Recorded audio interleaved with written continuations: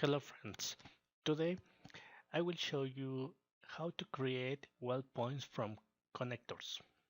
This is a tool very useful for those who work with sheet metal parts, mainly those who works in automotive industry. So the first thing I'm gonna do is to create the surface in two different components.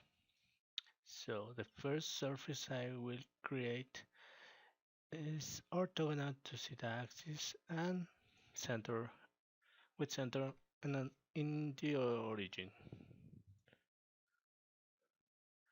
So here is the first surface, and as we can see, an automatic component is created on my operation tree.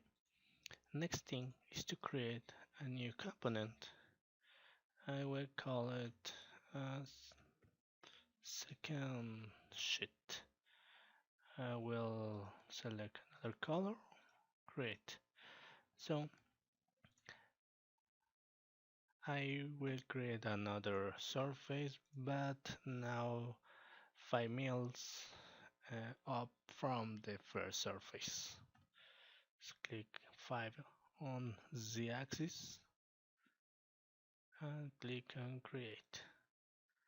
And well, those are my two surfaces that are going to be welded by weld points. Next thing is to generate mesh for each surface. So in the 2D menu, we're going to go to Auto Mesh menu, surface, first surface, and with an element size of 5. Mesh, return. Second surface with an element size of 3. Mesh and return. So now we have our two meshes that are intended to be welded by weld points. So what we need, there are several ways to create weld points. The easiest ways for me is to create the nodes where those weld points will be located. So type in F8 uh, with it with this option, and we just need to select 2 points, 2 nodes, and type the number of nodes we want to have between those nodes we just select. In this case, I will type a node. So, in conclusion, I will have a weld point. Once we have done this, I will go to 1D menu, connector menu, spot menu, and on the first option, spot, I I can click on the node square and click on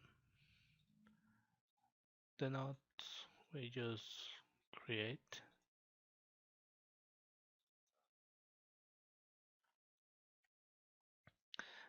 Click on the comps square to select the comps we want to join,